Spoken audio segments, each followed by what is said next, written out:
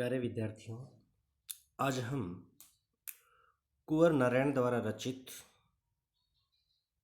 एक जले हुए मकान के सामने शीर्षक नामक कविता की सह प्रसंग व्याख्या करते हैं।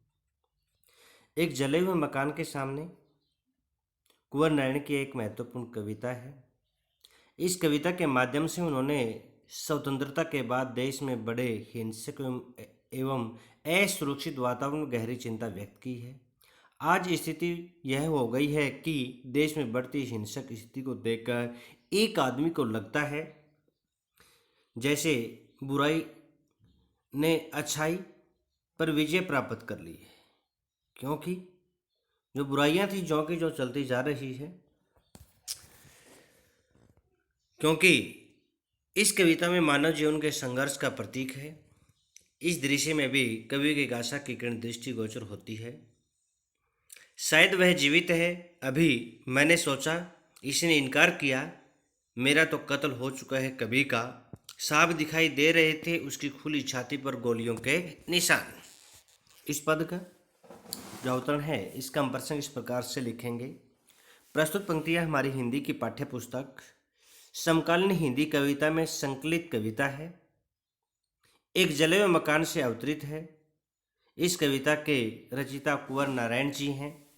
इस कविता में कवि ने स्वतंत्र भारत में फैले हिंसा व सुरक्षा के वातावरण का बड़ा ही मार्मिक चित्रण किया है। देखो, शायद वह जीवित है, अभी मैंने सोचा, इसने इनकार किया, मेरा तो कत्ल हो चुका है कभी का। यहाँ पर कवि एक सड़क पर मरणासन पड़े एक व्यक्ति को देखकर कवि सोचता है कि संवत अभी उसके प्राण नहीं निकले, शायद यह अभी जीवित है। परंतु मरणासन व्यक्ति कवि के चिंतन को तोड़ते स्वयं ही बोल उठा है कि उसका खून तो कब का हो चुका है, अर्थात वह तो बहुत पहले ही मार दिया गया है। कवि ने गौर से देखा तो साफ दिखाई दे रहे थे उसकी खुली छाती पर गोलियों के निशान। कवि ने जब गौर से देखा तो उसकी खुली छाती पर गोलियों के निशान स्पष्ट रूप से दिखाई दिए। उसे गोलियों द्वारा छलनी करके मारा गया था।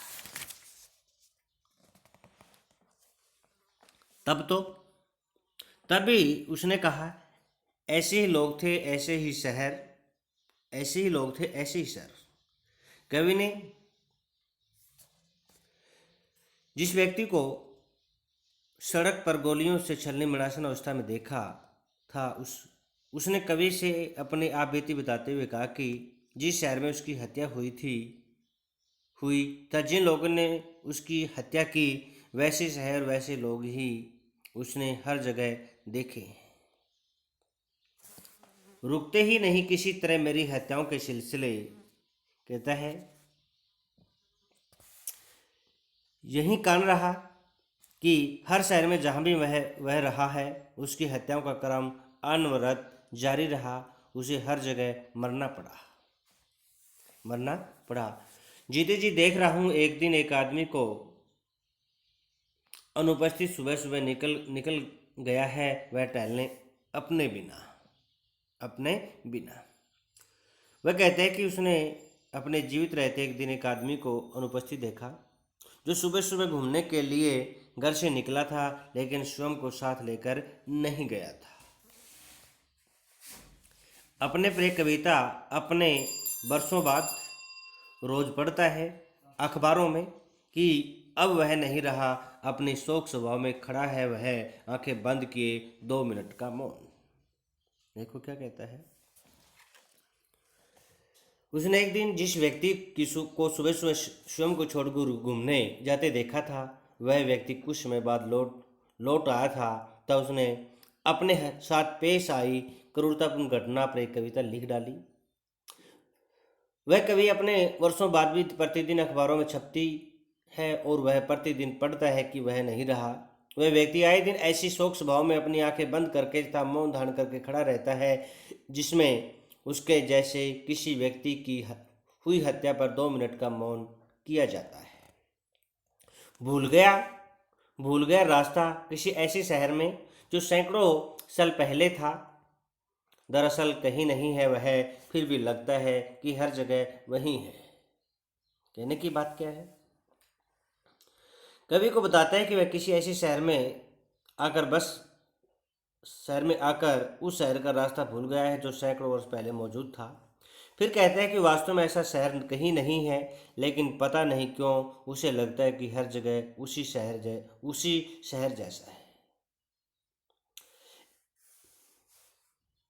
नया सा लगता कोई बहुत पुराना आदमी किसी गुमनाम गली में एक जले हुए मकान के सामने खड़ा, हैरान कि क्या यही है उसका हिंदुस्तान। सोच में पड़ गया वह, इतनी बड़ी रोशनी का गोला जो रोज निकलता था पूरब से, क्या उसे भी लील गया कोई अंधेरा। कहने की बात,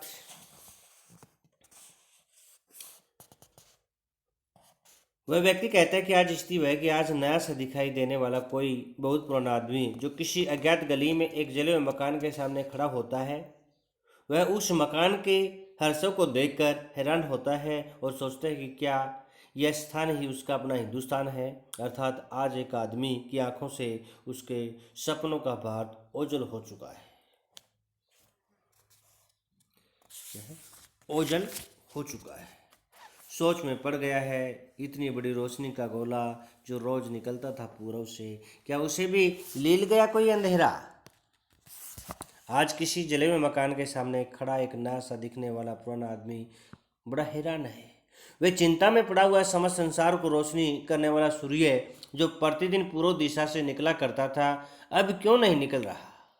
कहीं ऐसा तो नहीं हो गया कि अंधकार इतना शक्तिशाली हो चुका है कि उसने सूर्य को लील गया है, उसे सूर्य को ही लील लिया है, अर्थात सूर्य को समाप्त कर दिया है। कवि ने संपूर्ण कविता में बताया कि अच्छाई पर बुराई की विजय होने की स्थिति पर गहरी चिंता व्यक्त की है। भाषा सहज सरल भावानुकूल खड़ी बोली है। तत्सम तद्भव उर्दू शब्दावली का प्रयोग किया। प्रसाद गुण है, पर्सन अलंकार का प्रयोग किया गया है, कहीं अनुप्रास अलंकार है और संवाद शैली का प्रयोग किया है।